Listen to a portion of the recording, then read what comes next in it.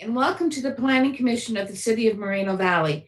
I now call this meeting to order on December 10th, 2020 at 7 p.m. May we have the roll call, please? Commissioner Vergara? I do apologize. I will have to ask you to unmute yourself. There it is. Here. Thank you, sir. Commissioner Stefan? Present. Commissioner Harris? Present. Commissioner Dejanay? Here. Commissioner Sims? Here. Vice Chairperson Baker?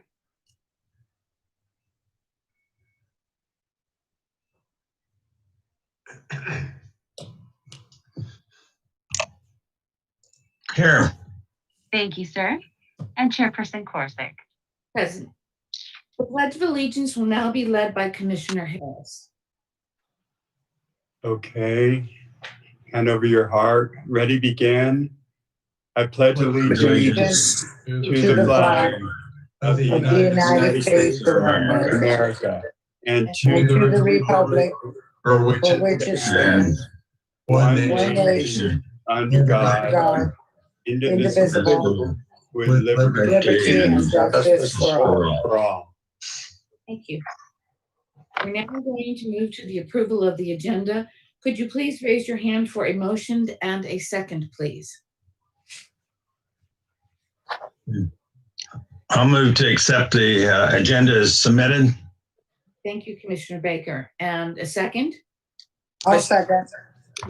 Thank you. Commissioner Stefan has seconded.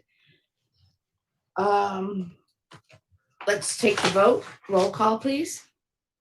Commissioner Vergara? Yes. Commissioner Stefan? Yes. Commissioner Harris? Yes. Commissioner Dejanay? Yes. Commissioner Sims? Yes. Vice Chairperson Baker? Yes. And Chairperson Korsick? Yes. Thank you. Motion carried. Next, we have the public comments procedure. During the public comment period for each item, as well during the public comment period for items not on the agenda, each member of the public who has signed up to speak will have a maximum of 3 minutes to speak. If you do not wish to make public comments, please be aware that if you are attending this meeting through the Zoom platform, you will be displayed as a speaker. Those wishing to view the meeting without making comments can do so online via the city's website at www.moval.org/MV3LIVE. This link is available through the city's website. It can also be viewed on YouTube Live and on channel MVTV3. Next, we have public comments. Are there any speakers for public comments on any item not on the agenda? Do not have any speakers signed up. Okay, thank you. Ashley, we have an attendee in the attendees window, but I don't know who they're what they're here to talk about. A phone number. I don't have anyone signed up, and I haven't given anything out. Do we ask them? Can we ask them, unmute them and ask them? Okay, the number with the 949 with the last numbers 1962. I'm gonna unmute you so you can talk.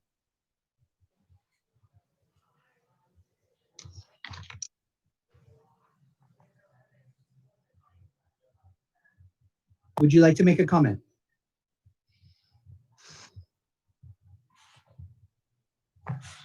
Looks like they're still muted, maybe. If you can accept the unmute by pushing *6.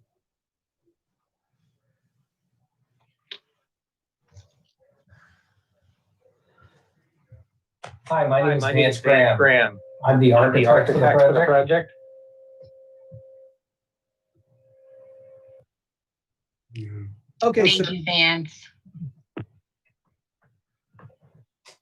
Okay, so if you're the architect, you wouldn't be doing public comments at this point. So I think we can move on, correct?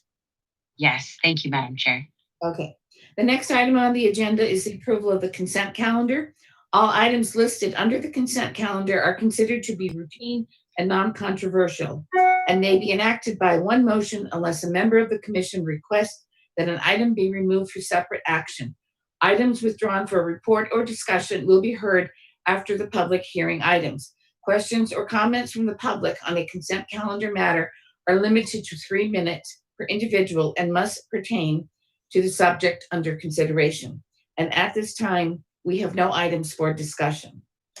So we're going to now move on to public hearing items. The next item on the agenda is public hearing items. And today's item number 1 is continued from the November 12th meeting. We have a general plan amendment, change of zone, tentative tract map 37909, and a conditional use permit for a planned unit development. May we have the staff report, please? Madam Chair, this item will be presented by Associate Planner Julia Dakota. Thank you. Good evening, Commissioners. The applicant has submitted applications for a general plan amendment, a change of zone, a tentative tract map, and a conditional use permit for a planned unit development. The item was continued from the November 12th, 2020 Planning Commission meeting. Next slide, please.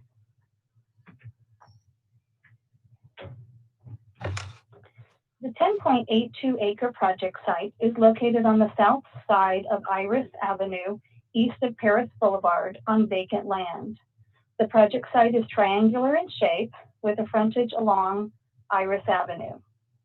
Surrounding uses to the site include single-family residences, a commercial center, and an elementary school. The surrounding zoning includes residential 5 to the north and east, with residential single-family 10 to the south, and community commercial and residential 5 to the west. Slide.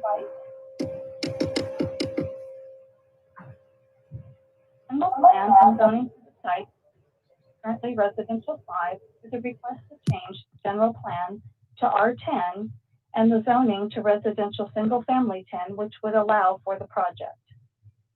Next slide, please. Tentative tract map 37909 will subdivide the 10.82 acres into 81 single-family lots with associated interior streets, open spaces, and water quality features.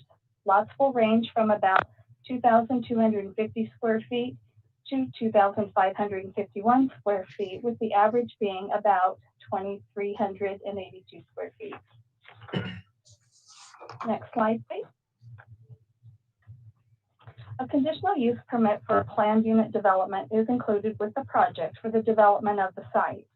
The city's municipal code provides for planned unit developments to encourage a greater innovation in housing opportunities than otherwise would be possible with strict application of the development standards. The planned unit development standards require specific planned unit development guidelines for the development of the project. This includes setbacks, private streets, and amenities for the residents within the development. Next slide, please. The project will provide access from the site from 2 gated entry points along Iris Avenue, with private streets provided access to each property within the interior of the site. Landscaping is proposed along the perimeter of the project and within the Department of Water Resources aqueduct easement, and within several common recreational areas located within the project for the residents of the project. The city will be constructing the trail along the western side of the aqueduct easement, and the app provides the landscaping and irrigation, with the city maintaining the landscaping in perpetuity. The applicant is proposing 4 architectural styles. You notice in your package you only had 3, but we did ask them to increase that, and it was a condition of approval. So they are providing 4 styles, including a farmhouse, Spanish, French, and a Tuscan design.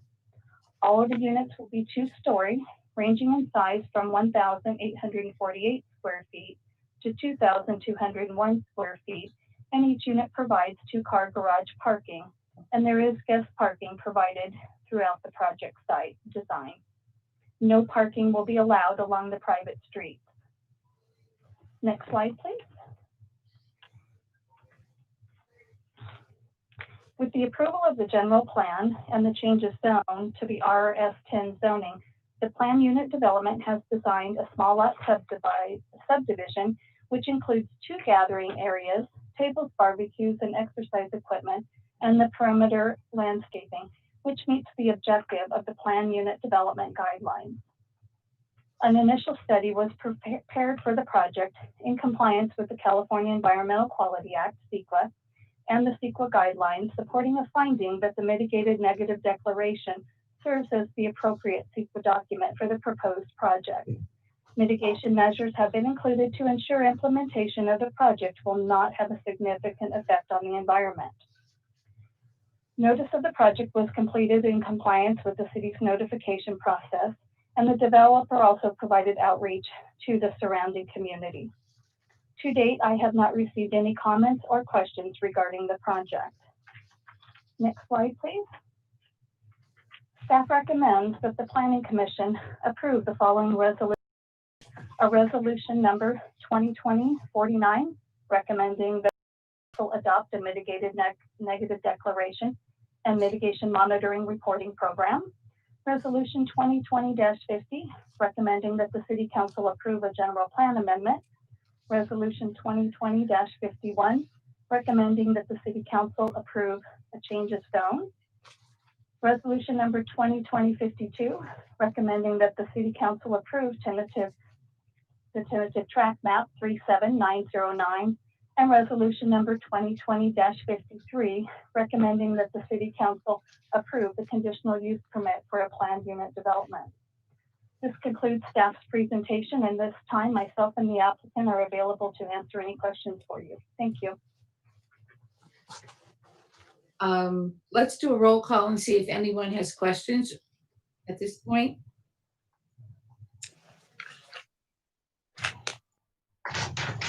Commissioner Brugueras? Yes, I do. I have a few questions. I want to start with the easement. Is that going to be open to the public to be able to go up and down whenever they want? Yes, the aqueduct easement will be available for the public. The city will be designing and doing the trail. And yes, all the citizens will be able to use the trail. Okay, so it would have been nice if the resident that wanted to speak about homeless would have came on, because I would have loved to hear her or his opinion on what they were thinking, because I have mine. Because when something's open the way it is, we know that we're gonna have a homeless problem on the easement, okay? Because we can see it already in our city where, man, it's amazing how they can get couches, TVs, chairs, tables, and plant those anywhere they want and make it look like they're living outdoors. So I have a concern about the easement being open like that without safeguards, because we don't want to make it a homeless camp either, for people to be able to hang out, you know, for days on. And then what bothers me the most, that they don't take the couch, the TV, and the chair and the table with them. They leave it behind with the urine and all the garbage they leave behind also. So that's my concern when an open easement like that, okay? Why I'm looking at it the way I am is because I'm hoping that we don't. Julia, on the easement, I see a couple of arrows that talk about potential connection. What is that about? The project site will have connections that will go into the easement so that the residents from the development can access the trail, the public trail. Okay. And the trail along the aqueduct will be connected to the other trails in the city. Okay. So with that said, I'm looking at condition number 180. Okay. Do they have to have permission to do that? Because in condition number 180, we talk about a restriction.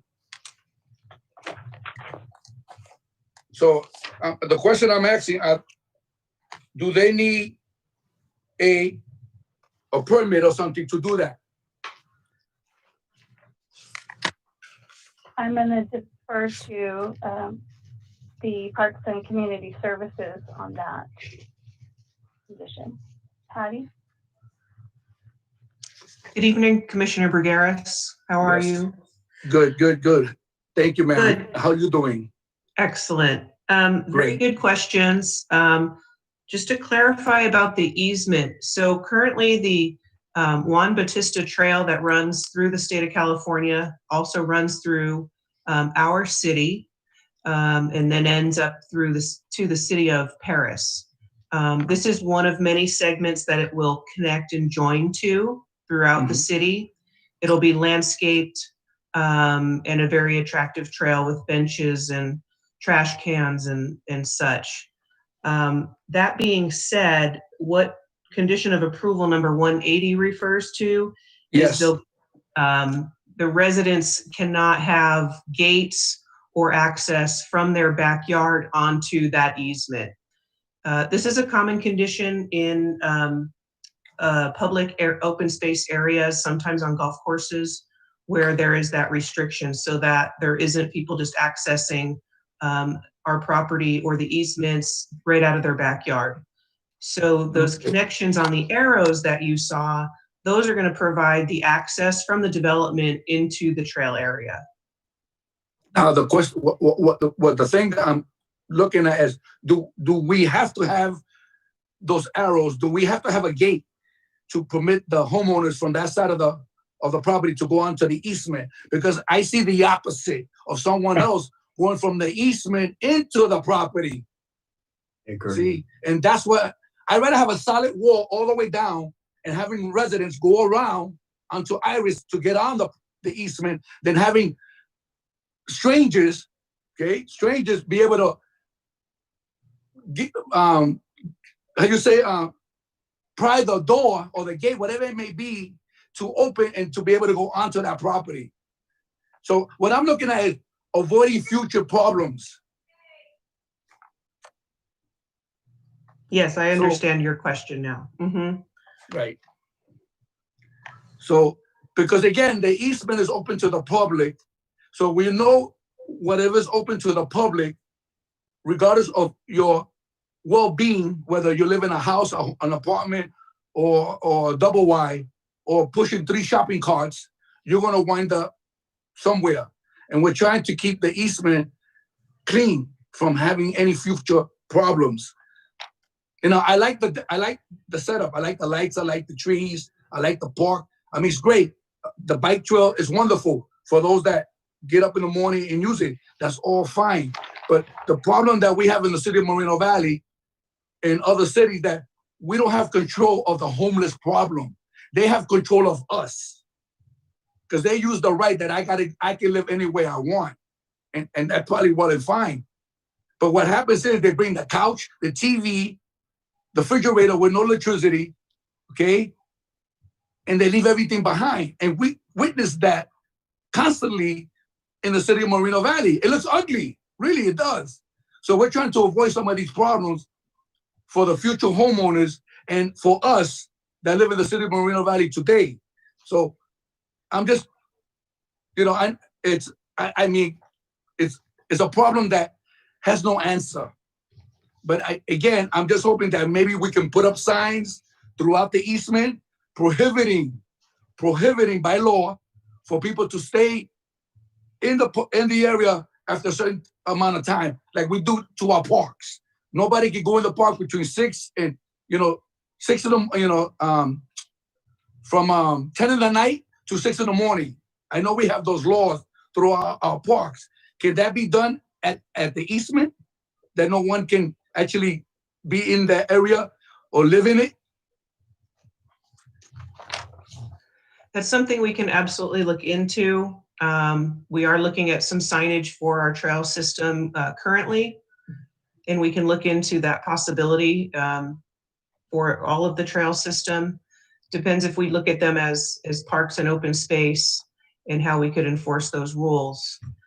Since the landscaping plans and such have not been submitted obviously yet, it'll be something down in the future. We can look at those access points you were mentioning, Right. and see how that's going to look once we get further down the line. And I thank you for those answers. It's only because I believe that when we put up signages throughout those parks, like we have our 31, 32 parks in the city of Moreno Valley, or easements, that we give law enforcement or our rangers the opportunity to address a problem or concern before it gets worse. You know, they have the ability to do something about it because there's a signage, you know, on the wall, just like beaches, you know, no glass, no fire, no this, no that. So I'm just trying to make it simple for law enforcement and our rangers to have an authority to move them along. You know, I don't mind they come during the day, sit down, enjoy it, but during the night, we don't want to have that camp out. Because you know what happens with camp outs?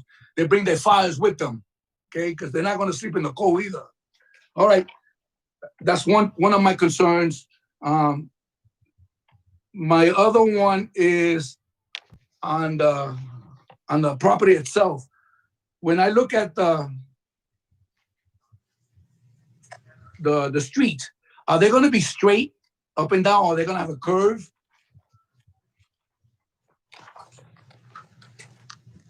They're generally straight streets until you get to the corners, but they are private streets. Right. So is the developer responsible for maybe putting speed bumps along those long strips to slow down the traffic? I would defer to transportation on that. John, are you available? Yes, Julia. Commissioner Bergeras, streets that are about 600 feet long are about the upper limit or lower limit for speed humps, and these streets are less than 600 feet long, is my understanding.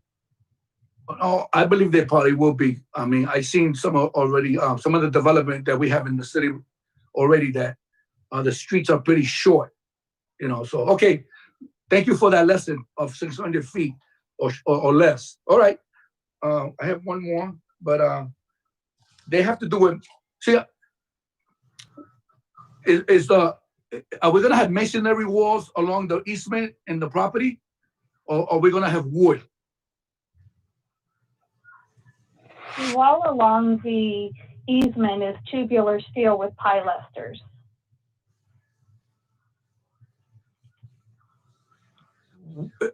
Is that like wrought iron fencing? Yes, it's view fencing, yes. Okay, view fencing. Oh, so in other words, it's gonna have a view. So in other words, you can see every 6 inches through the fence line, something like Correct. that. Okay, all right. So the opposite side of the easement, the back wall, is that going to be masonry back there, or wood behind on the side of the street? Along the easement? No, on the opposite side of the easement, all the way across. See how you have the easement, the property, butt up against the easement? The opposite side. Are you talking next to the commercial side? Yes, ma'am. There you go. That's or the housing. Actually, the houses. And that side says So you're residential talking single. The houses to the east. Okay. Right. the house to the east. Yes, Okay, the ma'am. houses to the east, there is currently existing fencing there, and that will remain. Okay. Is that masonry or wood? It's wood. It's wood. Yeah, it's currently wood. It's the existing houses that are already there have back fences already. So we're not going to put something in front of that property. It's just going to stay as it is. Yes, there'll be landscaping along that side. I'm only, I'm looking at future concerns, because one thing we know about wood, if the property is not maintained, or the wood itself, it becomes ugly, it rots, and it falls apart and nobody takes care of it. You know, that's just some things that I've seen in the last several months. So, all right. Thank you so much for answering my questions.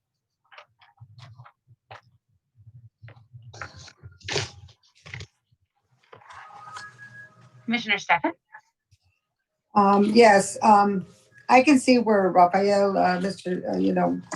Bugueras is coming from, because even with the street this small, I've seen at mobile home parks, which they are no longer than 600 feet. Also, they've had speed bumps, and it's basically because of the children. If you've got children that are out there and you've got these cars that are going fast, they usually put speed bumps. Because I know my son used to live in a mobile home park, and the houses, the mobile homes were also very close together, and kids just don't have enough room to play.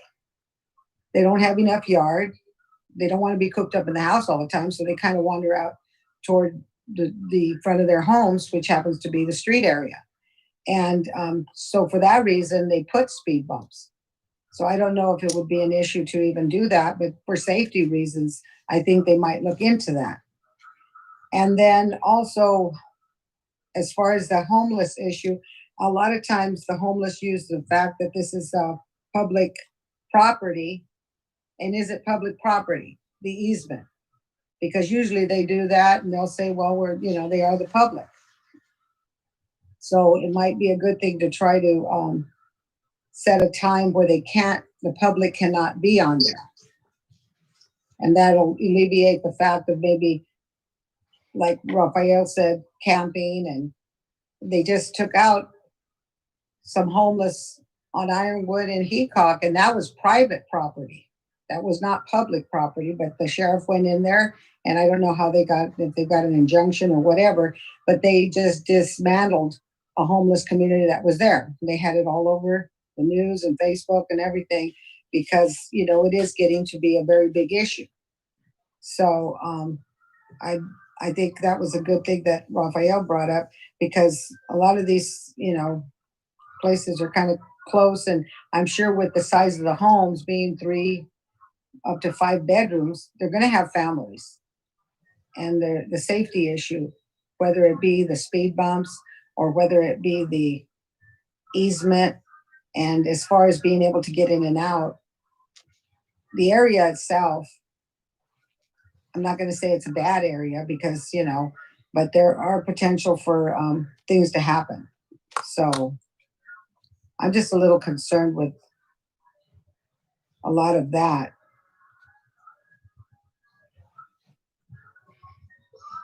And this project basically is something that, have we done a project like this where on this amount of acreage you put this amount of homes? Yeah. Yes, we have several communities in the city that have the smaller lot subdivision and the private street. Yeah, I know. Honey Hollow has some up here. I don't know if they're as small. I think they're called woodland homes. Commissioner Stefan, this is Sims. The one that is most recent is that I think we approved was the one over the Beezer development across from the Kia or whatever it is over on Eucalyptus. Over by The High Park. off of Merino Beach. Yeah. In that area. Okay. I couldn't remember if we had or not. Okay. I just have those kind of questions as far as just because the street is not a long street. Sometimes, like I said, you do put a speed bump in there just so the cars don't go too fast, because there are going to be a lot of kids. I mean, these homes are made for families. They're not made for like seniors or, adult living. So that's my feed on this. That's it. Commissioner Harris? Yes, I just want to say I agree with all of Raphael's questions that he asked. I'm not sure that there will be back and forth access from the community into the easement area, or that will probably be a city park. There'll be access back and forth. I mean, if the people from the community can get to the park, the easement, that means the people in the easement can get into the gated community. And I thought that was kind of one of the purposes of a gated community, just to, the people that should be there are there, and people that are just loitering and wandering around can't really get in unless they start climbing fences. Yeah, and That we was- can look at that when the fence and wall plans come in discussions with the developer and the parks department as far as But is that the way it's meant to be? That the people from the development can go out to the easement, because then there'll have to be a gate, and then they'll have to be able to get back into the development. So they'll have to go back to the gate. I'm just wondering, is it feasible to do key cards? And wouldn't that be kind of a big hassle for, probably people could get out and maybe they couldn't get back in, or is it just going to be, public access to the development? Commissioner Harris, if I can interrupt, my name's Scott Allen. I'm with the applicant. Our intention for those gates are to have them locked so that they would be either with keys or a key fob or something for the residents of the community to be able to access the trail and then go back through the gates. But they would be locked, so it wouldn't be a general public access to the community. So hopefully that answers your question. Thank you. That cleared that up. And also we were talking, Raphael was talking about that wood fence. What is the condition of that wood fence? I don't know how old the homes are along that edge there, but after 15 or so years, the fences just start looking really tacky. And I don't think that the people that are just buying a new home in the development should have to look at a tacky fence. And if, could there be any plans to do anything with that, or is that the responsibility of the homes on the other side of the fence to do that? I don't know. Does anybody have an answer to that? Well, again, the homes on the west side already have the fencing, and it's a backyard fencing. So because this is a single family project, we wouldn't normally require the developer to go in on a side property line and redo the fencing in a single family area. But the fencing is it abuts right up against his project. So I basically I want to know is the fencing there in good condition, or are the boards like half falling down, or what does it actually look like there?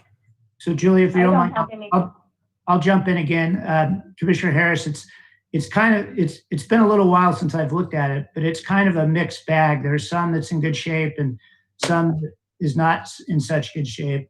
So, we would definitely, and I think from a marketing perspective, we would definitely be willing to take a look at that fence and make sure that we have a nice fence for the community. It gets a little tricky sometimes dealing with a shared property line like that, as you're aware, but we'd be willing to look at that fence and make sure we have a nice fence for the community. Okay. And then I had several questions about the parking spaces needed for this community. How is that determined? I mean, how do they calculate the number of parking spaces? Parking is calculated based on the number of bedrooms. So each unit, because there's more than one bedroom, requires 2 parking spaces, which they have in their garage. And then there's a calculation in the code for the additional visitor parking. and I'd have to do the formula for you, but it's, they did meet the parking standard for the code for the visitor parking. I think they're 2 spaces over that, the requirement. We did require that there is no parking on the street, so they would have to make sure that their residents, and it will be in their CCNRs, that the residents must park in their garages, because otherwise they wouldn't have any parking. And then the visitor spaces are just that, for visitors. Julia, yes, this is Oscar Graham with the applicant as well. We actually have 14 parking spaces over what's required by city code. We are required to have 42 guest parking spaces, and we have 42 plus 14 additional parking spaces. Okay, well, I'm just wondering if the code should be reevaluated in that. I live in a like an R5 lot, and in my area, there are some homes, if there's 4 and 5 bedrooms, sometimes there's 7 cars that are just belong to the one house, and because kids, as they start getting older, they start driving, and company comes over. I can picture there being problems with, like somebody thinking that, oh, well, that's my parking spot. That extra spot is mine. And they might use it for a long, long time. And then somebody comes and parks in that. And then they say, hey, that's my parking space. For the, I'm sorry, that's what I see. And I see there being trouble out in the parking lot. People getting very upset, and I'm wondering if that's just creating and then the per the code, I guess that there's 55 extra parking spaces, so that means that people will get like the 2 in the garage, and then 2/3 of a parking space out for each home. They'll have an extra 2/3 of a parking space. So I don't know. Maybe that would be adequate for some people. And then to say that there's 14 more than required, I just find that kind of an odd statement to make in there, that like we're going above and beyond, and I wouldn't really consider that above and beyond. And what the extra parking spaces, is it going to be on a first come first serve basis? Are people going to be able to lease a parking space, or how is that going to work? If I can clarify statement, we don't have any 5-bedroom units. Most of the houses are going to be 3 bedrooms, and we do have one of the plans that are 4 bedrooms. But most of the homes are going to be three bedrooms, and we don't have any 5 bedrooms. So just wanted to clarify that. Well, according to the paperwork that we received, the staff report, there is a 5-bedroom, and actually they said it's a 5th bedroom, or it's a teenager play area or something like that, and it's on the upper story, right above the stairs. Right, that's meant to be more of a game room loft. It's not really meant as a bedroom, but it does mention that it goes all the way to 5 bedrooms, and it's counting that area. But right. even still, even if it was just a 4-bedroom, I don't see how this the number of parking spaces are going to be adequate for, even if they were all 4-bedroom. Chair Corsick, it's Patty. Can I interject for a moment? Absolutely. I just wanted to reiterate that they are meeting the code requirement and going somewhat beyond that. So for any development, there's a possibility that there may be, somewhat more demand at one time or another than what we think there might be parking spaces for. But I just wanted to focus on the fact that they are meeting the requirement here. So we can take a look. We'll be doing hopefully a comprehensive zoning code update next year. That might be a good time to look around at different developments and determine, with numbers, whether they are or are not having issues. Thank you. Okay, and then so actually, how will these extra parking spaces? How is it going to be first come, first serve? If I can interject again, sorry, they're not required to be, they shouldn't be actually marked one way or the other. They're intended to be available for whoever needs them when we have the additional parking. Mm-hmm. Okay. Okay, and what about, I wanted to ask about the fire access to this project. I read something about a fire entrance, or an entrance for the fire department. And I couldn't really tell exactly what that is unless it's just at the front entrance. Yeah, they would be able to come in the access. We have the full access at the main entrance? Yeah, at the main entrance, but then there's also towards the west there, that's the extra fire access. They require that there be 2 points, so they can come in and go out that one, but residents will only. Okay, and can a fire truck and a ladder get into this area and actually turn around if they have to? Or do they just have to? I suppose they could just follow it straight ahead to get out. But it just looks so tight. Yes, the fire division reviewed the plans and the site meets the fire standards for circulation. And the fire department was okay with that? Yes.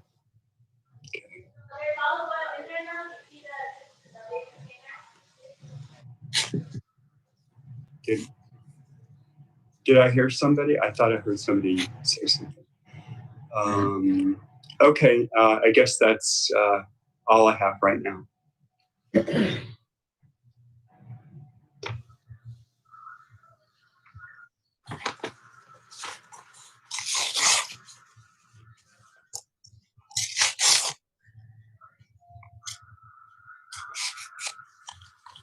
Commissioner DeJohnette?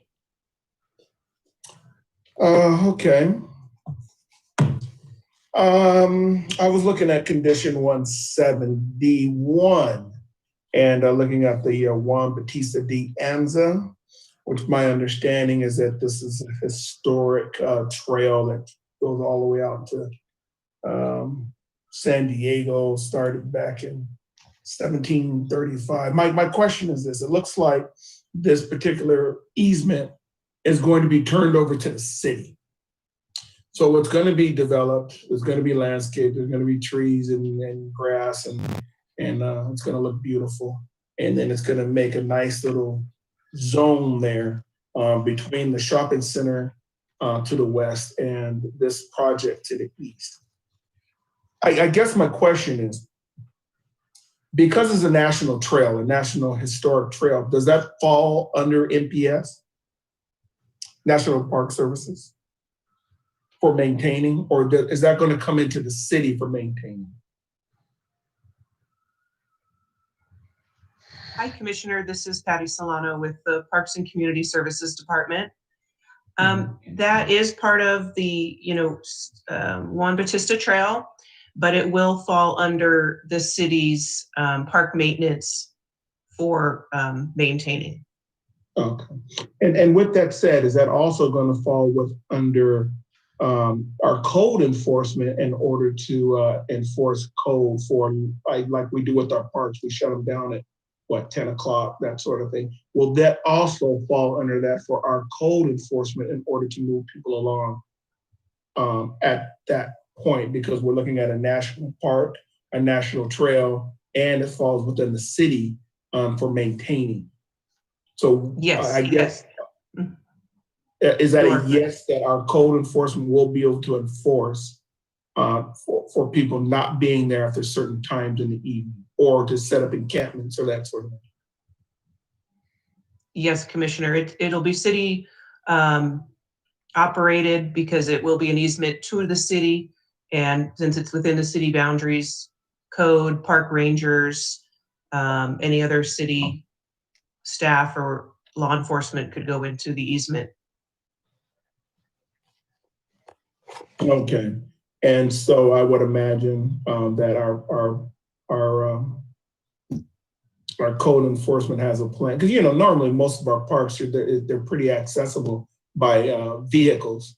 You can park, people come around, you can park there, you can easily access it. But this one is a trail, which means that an officer or code enforcement would have to get out, which there is no parking for code enforcement, which I'd like to see something like that. Some place at the beginning of the where code enforcement could actually park their vehicles. The only way they'd be able to go into the area is to park on the street out on Iris and then access it, because you can't access it from the commercial side, and you wouldn't be able to access it from from this new development there. For us to be able to police the area, I suppose a police officer can always park where he wants to, but that's a busy street. So I'm just wondering, what is the plan in order to introduce code enforcement in that area? For us to be able to have access, to be able to get in and out, that sort of thing, without having to walk all the way up and down the thing on foot. I think if you look at those trails, there's a post that can be removed on that trail where a vehicle could go down through there. I've been on it on the bike. They have a bolster post there with a padlock where it's padlocked for the people to get in there and work on the trees and do the landscape. I think I'm correct on that. There's like one of the posts you lift out of there. You slide down and it's padlock on the bottom. All right, good. Because the city has to get in there to maintain that landscape, so they got to bring their trucks in. Now, one thing I haven't really toured any of those encampments at night. Do we have a lot of that going on this trail? Because that trail starts north of town and comes all the way to the south. Raphael, have you seen a lot of encampments on these bike trails in town? No, sir. No. You haven't seen them. And I wouldn't think about it a little closer, but once it becomes attractive after the landscaping and after the development, it's going to make it a little more attractive. Right now, it's just dust. It's just a dirt trail that cuts through there. Yeah. But according to these plans, it's not going to be that once this development goes in. It's going to make it very attractive for someone to go in there and set up. Again, that's neither here nor there. It's just something that we have to always look ahead instead of, be reactive. We have to be proactive about what's going to happen once a developer comes in and makes these developments. And then, now it's back to us in the city. Now this attractive area that's going to attract people to go in there and stay and that sort of thing. And we're going to have to police it. We're going to have to maintain it. We're going to have to code enforce it. And we're going to have to do all these things now that we made this place nice and comfortable. Just something to think about. I live in a tract just north of there, and that trail goes right, over to the west of us here. And I've never seen it's lit up pretty nice, especially in the area they've done. But I've never noticed anybody in there at night. I guess I need to look at that a little closer. And I understand what you're saying, but this homeless deal is a real deal, and I don't know what we're going to do with it. But Commissioner, more people in that shape coming down the road, I'm afraid. Can I get us guys to keep focusing on the applicant and the city? I'm sorry. No, Starting to head into deliberations, and I just want to keep us on focus, if you don't mind. Okay, no, that's fine. Later, thank you. So that was my question. So whether or not it was going to fall on the city for code enforcement and maintaining. That's pretty much it. Also, I'd be a little leery about creating a no man's zone, kind of like a little buffer zone between this property and the properties to the east. Either a retaining wall or something to go up, or landscaping that is well, I don't know. Even if it's thick enough, they seem to find a way to burrow in. And I just want to be cognizant about for us to actually creating areas that could be potentially, that we'd have to come back in later in the city and say, well, look, we created this. Now we got to come back in and clean it back up. So as we're putting in the development, you really want to be cognizant about how we're going to do the area that's between this development and the properties that are already existing to the east, and that we don't create anything there that's going to be inviting or put something there that's going to help to increase our homeless population there. So just, if we're talking about walls or fences or anything like that, something that's still attractive for the development and for the residents that are already there, that doesn't create a potential. So something to think about there, because it just looks like we're going to use the fences that are already there, put some landscape in there, which could potentially say, hey, this is nice for you here. Come tuck yourself in between these bushes. So just something to think about in the future. And that's pretty much it. I just wanted to know about that, the Juan Bautista Trail and who's going to maintain. Thank you.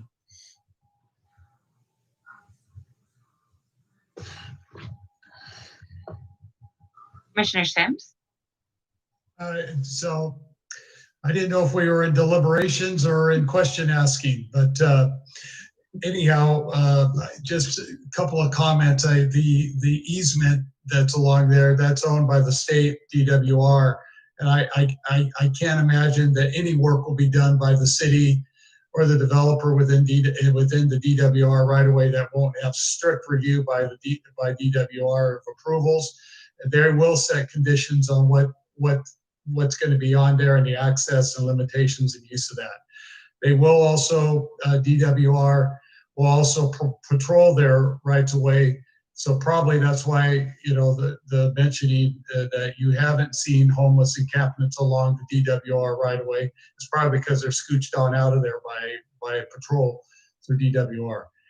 Second of all, EMWD also has an 18-inch pipeline, I believe, in that easement as well. So they occasionally will go along and do their thing too. So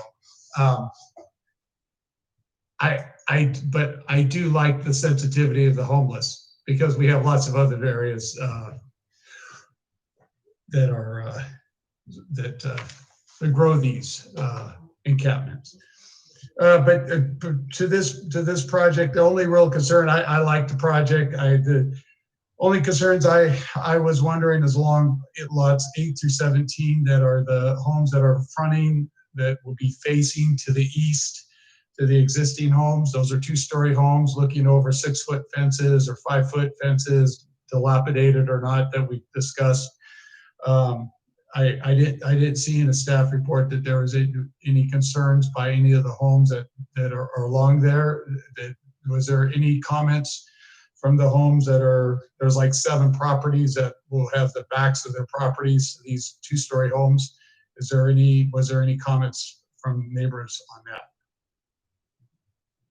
No, I did not have any comments or questions from any resident or anyone on the project at all. Are the homes on the, I didn't go out there to this, but where are the homes on the east, the existing homes on the east side between lots 8 and 17 of the proposed development? Do they have, are those 2-story homes so that the windows can be equally looking through at each other? Some of them appear to be. Let me kind of take a look real quick here. Some of them appear to be, actually, it looks like they're single-story homes. However, these homes will be set back because of the street that's in front of them and the landscape. Potentially, I guess they could be able to see into the backyard, but because they're far enough away, the two windows in the front may not have too much visibility over there. Okay. Well, I can't remember which magazine I used to read when I was a kid, but Spy vs. Spy, as long as they were both equally had equal opportunity. So anyhow,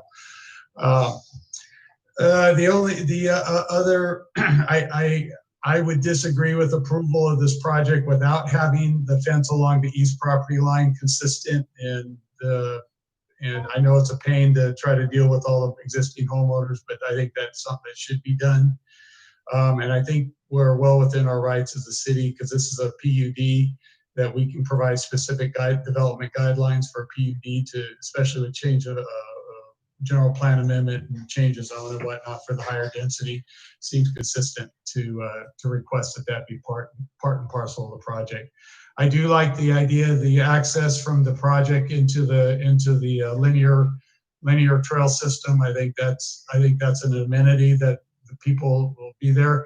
And I don't have that much concern about the homeless there, because the backs of the commercial center will be there, plus they got the school thing. So this one, it seems fairly mitigated. And everybody that was concerned about the parking, I always keep that thought the next time a project comes and we award a project and reduce the parking. I'm done. Commissioner Sims, just for clarification, there are some two-story homes on the east side. Perfect. They can have a standoff.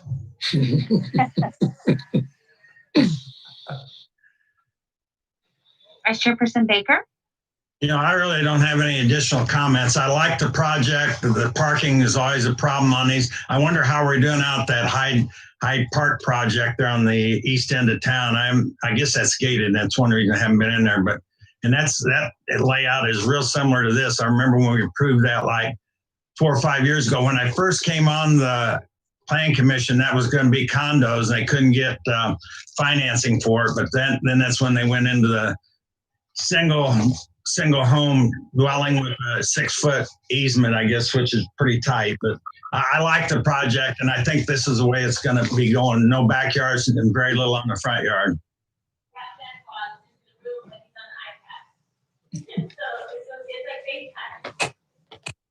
Okay, that's it.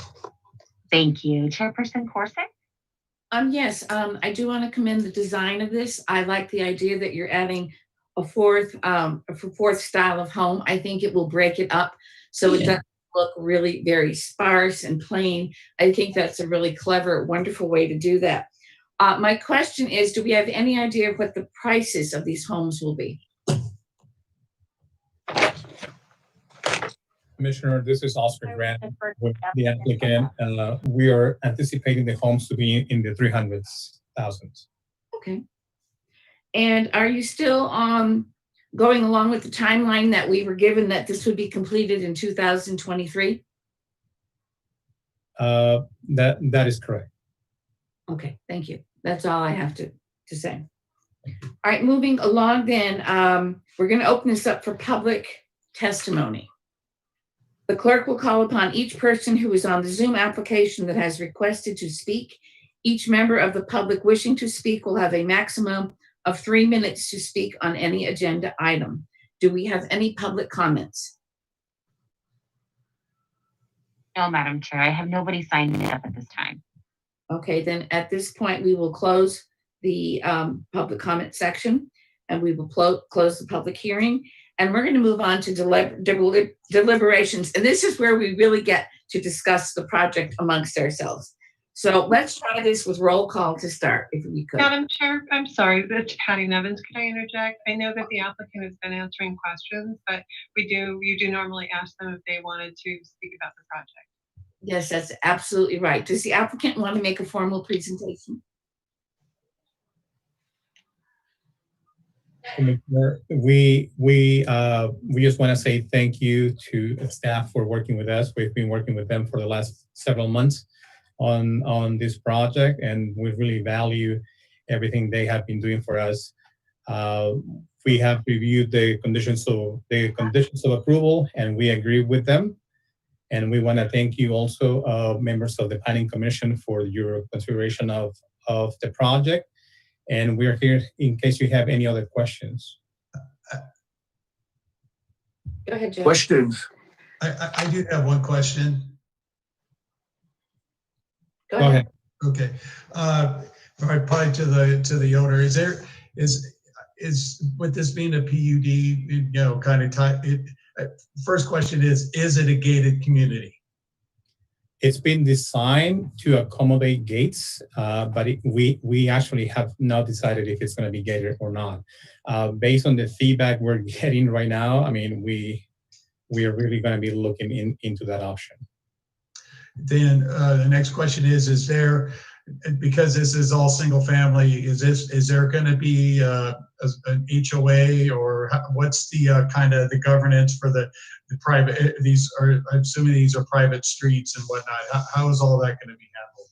Yes, we are required to have an HOA for the project. So they're going to be in charge of everything that happens inside the community: roads, parking, landscaping, security. Everything is going to be controlled by the project's HOA. Okay. So if there's like architectural changes at the outside of home or whatnot, that would have to be run through an architectural review committee. If there's and what about if there's grief about this visitor parking? Oh, Johnny down the street has their kids are piling up and taking all the parking spots all the time, and I don't have any visitor parking. How does that, you anticipate the HOA will get engaged in that? Or is that a code enforcement, or what's the anticipatory? Because it's happening within private property and it's happening within the project, it's all going to be controlled by the HOA, by the internal HOA. Okay. All right. Thank you. That was all my questions. Good. Go ahead. Oscar, about the parking, the streets, are the vehicles allowed to be parking on the street, or they have to be parked inside the garage, or those spaces that we are talking about? There's a condition of approval that vehicles will not be allowed to be parked along the streets. They have to be inside the garages or the guest parking spaces. Okay. So, that's, well, so first come, first served on those. I seen that already at some of the developments that are in my neighborhood, especially on Eucalyptus, the Cornerstone Ranch. It's a similar project that you're building right now. So I've been in them. Believe me, I've been in quite a few of them in the last several months. And I see what 10 acres does to 81 homes. Everything's tight, but they all get along. I mean, that's the main thing, that they all get along, and they call that space their property, their domain. You know what I'm saying? They don't care about nothing else. They care about that space of theirs. So I'm good with that. Now, my suggestion is about the east wall of the fence. And I'm not asking the property, the developers or the investors to spend a lot of money. What I'm suggesting is, instead of putting masonry or fixing the fence again, I'm suggesting that you put a vinyl fence, a white fence, the least expensive thing that you could butt up against that wooden fence.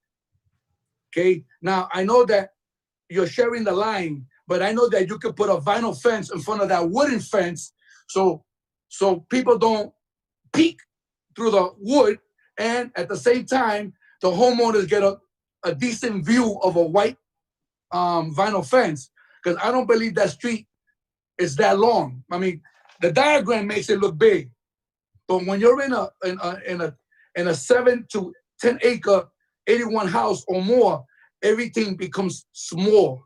I mean, it's small. You can go around the corner in seconds. There it is. That's the corner. The next street is right there. So what I'm suggesting, again, that maybe that you can put a white vinyl fence up against that wood that's there. So now you have a private setting instead of sharing that wood with the homeowners, you know. Otherwise than that, to me, whoever designed this project, he was a person that had a vision, a visionary, a person that knew how to put things together. Because again, I'd rather see the houses, but my suggestion, I deliberate when I do that. But my suggestion is try to see if you guys come up with at least a white fence up against the wood. So again, the homeowners in the future don't have to look at that. I'm normally thinking of the least expensive thing that you can put up there. That's a good suggestion. Handle the weeds between the two fences. You know, we went through this once before in another track, and you're gonna have, no matter how you work that, you're gonna have debris between the two fences. Yeah, I know. Yes, we probably are getting around it. Yeah. So myself, I'd like to see us, and I know it's expensive, but I'd like to see us put something in there that, and I know that's hard to negotiate with the property owners, but I think a project of this size, we need to put a masonry wall down through there, and it's probably going to add cost to each one of those homes, but you're going to have a much better project, I think. And I don't know what that takes to negotiate that with each one of the landlord or each one of those homeowners, but we need to do something. And then the other thing that I think is we need to have this thing gated, both at the easement there, so we can keep people in and out and they can go out. And I don't know how expensive that is, but I think a gated community of that magnitude would be perfect in that area. I think I went and just spent a bunch of Oscar's money. That's actually okay. Enough, and I think we need to do that, Oscar. As my partner Scott had already mentioned, we are in agreement with that condition, and there's going to be a wrought iron fence between the easement and the community, and we'll have gates, and those gates are going to be locked. That's we are in agreement with that. Okay. But how about the wall or the fence on the east side? Can you do anything with that? Yes, I mean, I think we are getting a lot of good suggestions tonight, and we definitely look at see what makes the most sense. Either vinyl, as Commissioner Figueres was mentioning, or masonry, as you suggested. I would have to talk to my architect, my engineer, to see what makes sense. But yeah, we will definitely have something there. Now, what kind of fence are you putting between? And it's maybe in this packet. Are you putting vinyl fences between the lots? Or is it lots? Yes, but there's areas when a house is next to a public space, like an internal park or open space. We have some small masonry areas as well. So. Okay, thank you. Thank you. Any other questions? One more question, Chair, closer to the developer. I want to avoid a problem in the future. The mailboxes, when you put the mailboxes, please put them where there's light. Have a light above the mailbox. Don't put the mailbox in an area that's secluded, because again, we don't want to hear when we sit here in the future about that we didn't try to solve a problem that we have today. And we have an opportunity to do something from the ground up. So I'm suggesting to the developer to make sure wherever they put their mailboxes, please have light above it. Thank you. That's a great suggestion, Commissioner. Thank you. Okay, anyone else? Commissioner Harris? Yes, I think I know the answer to this, but I wanted to ask it anyway. There won't be any type of driveway with these homes, will there? It'll just be the private street that people will be pretty much going straight into their garage. That is correct.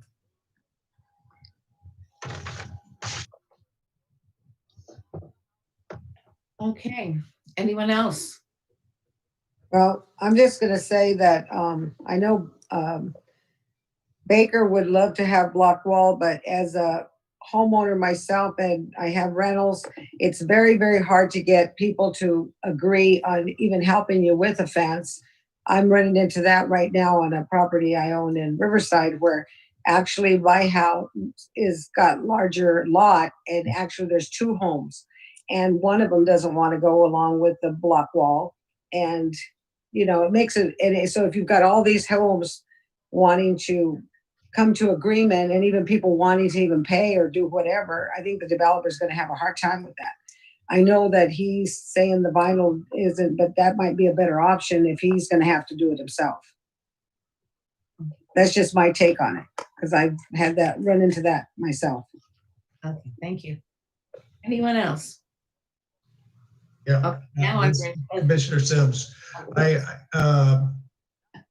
so is there a condition on what's supposed to happen along the east wall treatment in the conditions? No. We need to put it There in. is a fence and wall plan that will be due later in the project, but it's not conditioned for a specific type of fencing, being as how there's already existing fencing.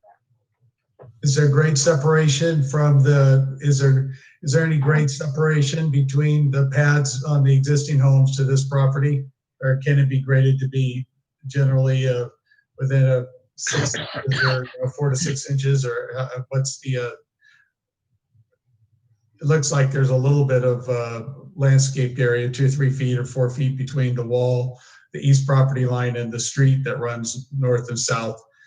Is there enough grade differential space there for the accommodate grade differential? I would have to check the plan. Oscar, do you know that offhand? I'll check the grading. I'm not sure that I understand the question, but I like to defer that question to my engineer, Bob Beers. He has a better grasp on the grading situation here. Bob, you're on mute. Unmute. You're on mute. We can't hear you, Bob. Bob, if you could please accept the unmute invitation. Yep, there you go. Thank you. Yes, thank you. Good evening, commissioners. My name is Bob Beers. I'm the civil engineer in the project. Yes, there's about a 4.5 foot horizontal footprint there for landscape that we can make up any minor grade differentials. There's probably only about a foot and a half. We've tried to design that whole edge condition to blend. So simply put, from a wall standpoint, either a masonry wall or a vinyl fence wall can fit in there with landscape along that edge would fit fine. Okay, thank you. So I guess in the absence of a condition, I don't know what the leverage is at the end of the day. And Oscar, I don't know you, so I would assume you're a man of what you'll do what you say. But I tend to like the conditions are generally the ticket to hold up occupancy and so forth and so on. So I would suggest to the commission at some point during deliberations that we generate a condition of what we want along that east treatment. Otherwise, we don't know what we're going to get. If it's hard, then it's going to be done in the most easiest fashion. It may not be what we want. Thank you. Anyone else? I think if the applicant agrees, we could amend condition of approval 36 to incorporate a new fence along the eastern property line.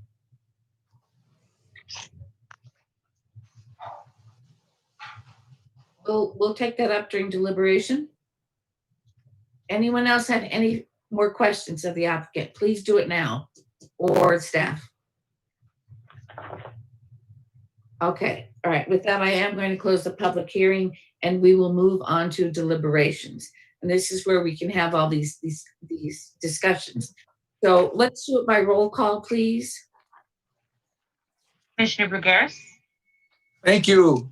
And I want to thank the staff and the development, Oscar and his team, for being available to us and answering the questions that are important to us as commissioners, but for those future homeowners and those residents that are butt up against that old fence. So thank you so much for answering the question. Now, I enjoy looking at the plans. I enjoy how the project looks from an aerial shot. When you look down on page 33, all you see is a blank of dirt. But when you move on across the report over to page 43, you can see how the project is going to be developed, especially on the big one that they gave us. So that's what I'm talking about. The big plan, number 3709909. I looked at it for a while. I look at it because, again, we're looking at small lots, just like the High and the Cornerstone Ranch. But I've been in them for weeks and months, paving them. And people do get along. People prefer having that piece of property or that lot of 22 or more, because when you look at the plan, some areas have larger lots than others. So if you're fortunate to get a corner lot or a lot by the easement, you're gonna have a larger piece of land in the back of your house. So that's first come, first serve. So there are larger lots on this project. You just gotta look at it, and if you're a homeowner looking at the plan, thinking where you wanna live on the project, look real good, because you'll find something big there, for sure. So with that said, I thank the developer for adding, once again, coming into Moreno Valley, taking a piece of property that's been there for years, for many, many years. And even all of us that drive up and down Iris to get to Paris wonder why in the heck it's been there. Why has it been like that for so many years? Who knew that somebody would engineer, have a vision to map it out the way it looks, like a triangle? I mean, it's crazy, but it fits. It fits in the neighborhood. What I like about it is we're putting something new into something that's been there already for many, many years. So we're adding flavor to the neighborhood. We're adding modern homes with solar, probably sprinklers inside the house. You know, we're adding an HOA, okay? We're adding an easement where people can come out and bike and trail and do little extra little things. Another plus about this project, they have a park. They're gonna have their own park inside the property. So again, I'm hoping that the shout out or not going to a park affects them inside this private property, because I believe that all kids of all ages should have a place that they can go and mingle, hang out, be friends to each other. They need contact. So this park being inside this property is a plus. And then they have a gym, they have a fitness place. They're gonna have, like I said, the HOA, they're gonna maintain everything. So I'm glad for the property, because around this property, they already have development, okay? They already have stores, they have, restaurants. Everybody knows that Iris in Paris is one of the main intersections where people travel. Either they go to the expressway, or they make a right and they head towards the freeway, towards the 60, towards Alexandra, heading towards Sunny Boulevard. Eventually you get on the 60 if you head that way.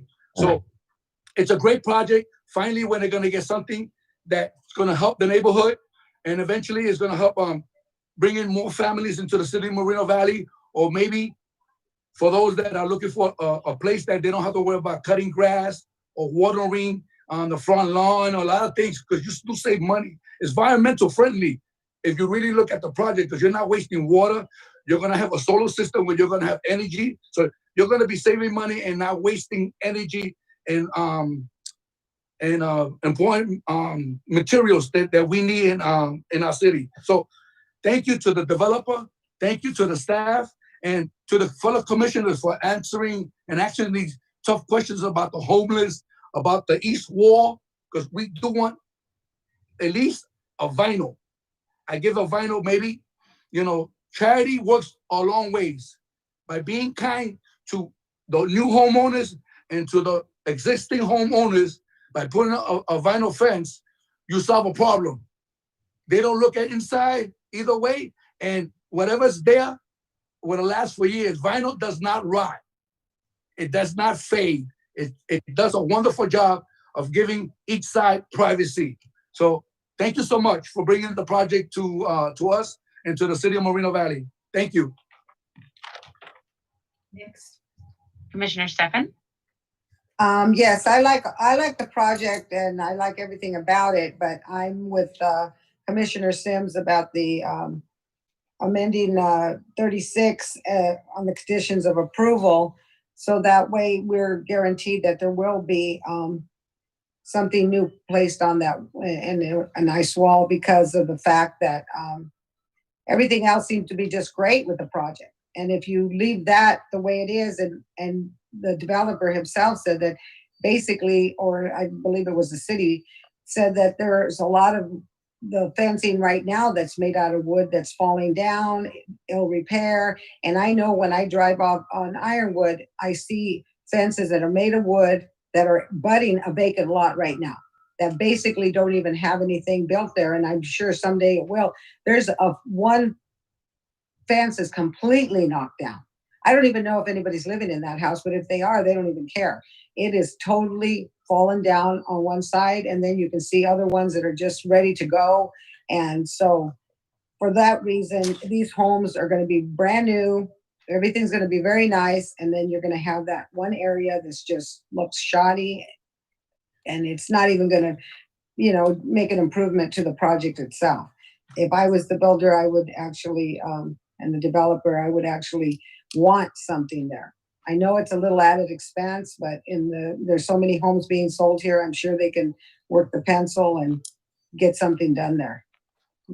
But everything else I like about the project. I like the fact that there isn't a whole heck of a lot. The people nowadays don't want to do a lot of yard work. They just don't. And there's certain people that want to live in homes that they live in their home and not necessarily in the yard. And with the pricing of the homes in California raising and going crazy, this will be a nice added bonus for people that can afford homes and have a home, and not a townhouse, not a condominium, but what they can call their little patch of paradise. So I am for the project, but that's the only stumbling block for me.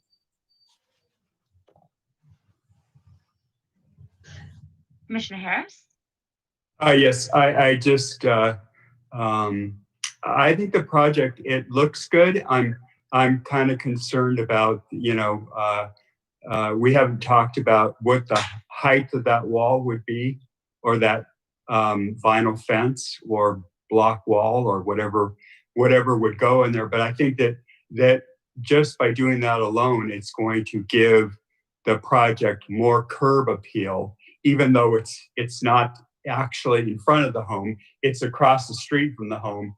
And, you wouldn't want that homeowner that just bought, spent, maybe upwards of $300,000 or $350,000 or whatever it goes for, to, every time they drive to their house, they have to look at this tacky fence. But we didn't talk about like what the height would be. Would it be 8 feet? Or it's 6. 6. 6. Yes. Well, that's the norm. It's the normal. Well, okay. So that's what it will be. I just wanted to get that clarified. Commissioner DeJournette?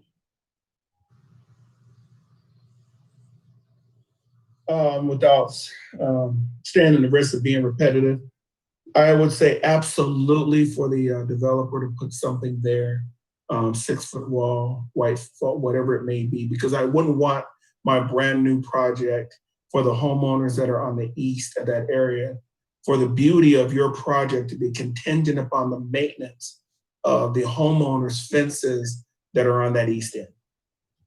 And if one fence goes down and they're looking at a big hole in the fence there, maybe go down your whole project. Now it's contingent upon their maintenance. And that's something I just would not want at all. I want my home project to be, it's standalone, it's beautiful. If their fences fall down, it doesn't affect the beauty of what your developer has developed here. So definitely put a wall there without a doubt. Just for that alone. That's all I have to say about Commissioner Sims? I really like the project. I think it's well thought out. This is the kind of projects that gets it's kind of I mean, for at least from a planning commission standpoint and doing a general plan amendment and, change the zone and all that stuff. I think that's from just a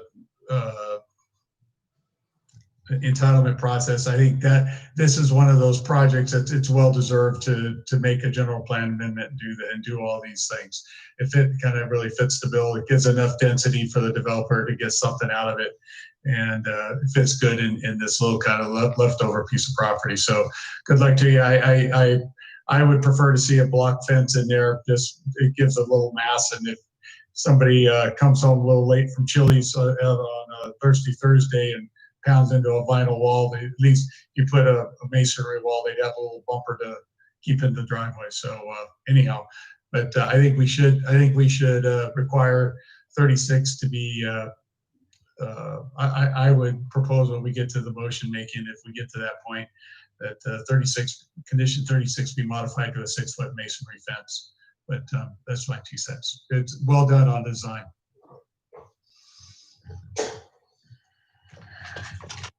Vice Chairperson Baker?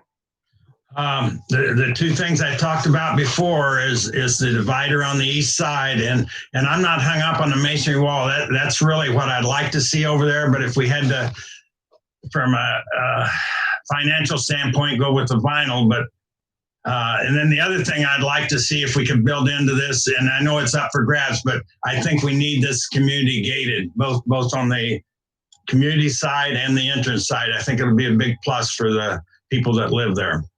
And I like the project. It's well laid out. That's all I've got. Madam Chair. I don't want to belabor all the things that you said. I agree with all of them. I think it's a nice project. I think when we get to the motion part, that it seems like there is a consensus already built that condition of approval number 36 needs to be changed. I do believe that as a commission, that I don't think we should dictate to the developer what kind of fence. They are the people who are monetarily responsible for it. Asking them to do an EE fence would be just, to me, the bottom line. Whether it's masonry or vinyl, I would just leave that up to them at this point. But I definitely will vote for the project. I think it's very nicely done. I think it's interesting, and I wish them well. Does anyone else want to say anything, or are we ready to do a motion perhaps with an amended condition of approval? I have one question. Sure. What's the fence treatment along Iris?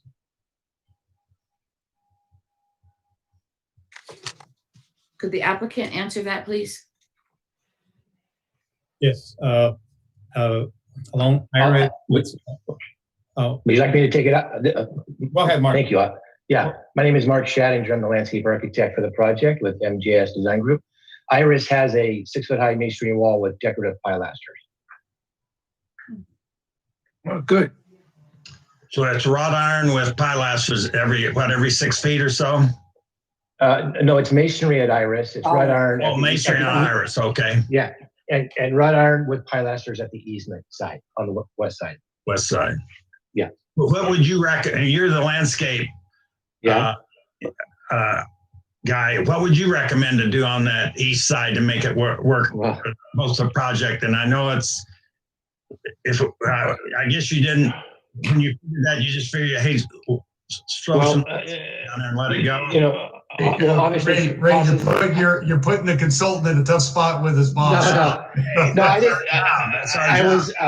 I was intrigued by one of the commissioners brought up. It's less about what you're proposing. It's more about getting every homeowner along that side to agree to one thing. Mm-hmm. And many homeowners by this time have things built up against their fence. I saw one has a pool deck right against their fence. They're going to lose security for a few days when they tear their fence down by the time they can build a masonry wall. So it gets very problematic, and no city likes to see 2 back-to-back walls, 2 fences, a wood fence and a vinyl fence back-to-back. So I think we'll work with staff and work with the owner. There's a cost consideration. Obviously, masonry is probably twice as much as vinyl fence. Yeah. We are using vinyl fencing in the private homeowners' yards. So it is a material we are using on the project. But so let us figure it out as a team and with staff. But if you're looking for something new along that property line, I mean, you can write the condition any way you wish. Thank you, Mark. Yep. Anyone else? That just leaves you, Madam Chair. Pardon me? That just leaves you. If I can make a suggestion, this is Oscar again. I hear the concerns and I agree with them. And if I may suggest that we, just to highlight, we have a 5-foot planter between the property line and our property. We also can have a curve after the planter, so that would prevent any vehicles from going into the fence. And then we can have a combination of tall landscaping in front of a vinyl fence, let's say. So I think that as Mark was saying, we can work with staff to design a fence that in combination with the landscaping and the curve can address all of your concerns. Sounds interesting. Okay. Anyone else? If not, I will ask for someone to make a motion. And if you do, and if you want to have that amended condition of approval for number 36, it has to be made within this motion. So do I have any takers? Commissioner Sims, would you like to speak? Oh, no, I'd like to make a motion to get this Thank you. thing. How is it that we take just as long for a 1-item agenda meeting as we do for a 5-item thing? Good grief. Because we care. I can call that putting 10 pounds of something in a 5-pound bag, because that's what I call it. We don't want to see tomorrow's problems. Yeah. Okay. All right, here we go. I recommend that the Planning Commission, let me get my glasses on here. I make a recommendation that the Planning Commission adopt Resolution 2020-49 and adopt Resolution 2020-50 and adopt Resolution 2020-51 and adopt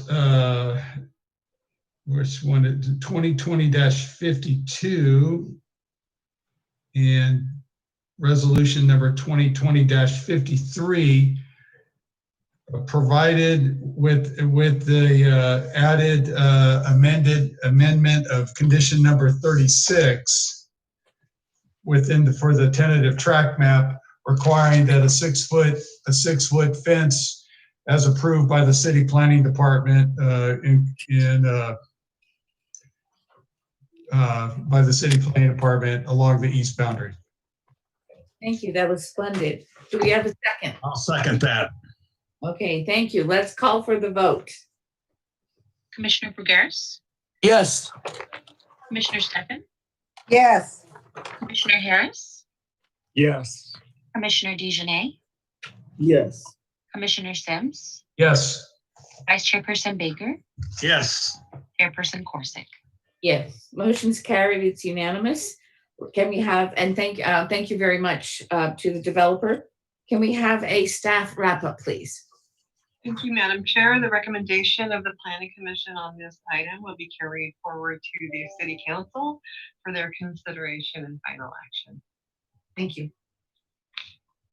The next item on our agenda is other commission business, and at this time we have no items. The next item on the agenda is staff comments. Do we have any staff comments at this time? No staff comments here. Thank you. Okay. The next item on the agenda is planning commissioner comments. Do we have any commissioner comments at this time? I personally would like to wish the staff and the public happy holidays and a safe new year. And thank you for all your hard work this year. Anyone else? I'd like to also say that, and good riddance, happy holidays and good riddance to 2020. Yes. There you go. Yeah, let's see if we make it out. We will. That's Yeah. we've come too far. Yeah. Anyone else? I want to wish everybody a happy New Year, Merry Christmas, and may 2021 be as fruitful as 2020 was, because there's a lot of good things that came out of 2020 in the city of Moreno Valley. A lot of great development, job creation, the staff working with us and us working with the staff and all the developers that came into the city to make something happen for us. So we wish that in 2021, and for all the residents, once again, Merry Christmas and Happy New Year. Thank you. Same to you all. I have really gotten used to seeing your faces, so be safe out there. I care for every last one of you. So I definitely want to see you in 2021. Great. Okay. If that's it, is that it? Yep, that's it. Thank you all. At this time, Oh, we gotta adjourn. Gotta adjourn. I'm waiting to speak. At this time, the Planning Commission is adjourned at 8:37 p.m. to our next regular meeting. Good night, all. Good night, guys. Have a safe one. Bye.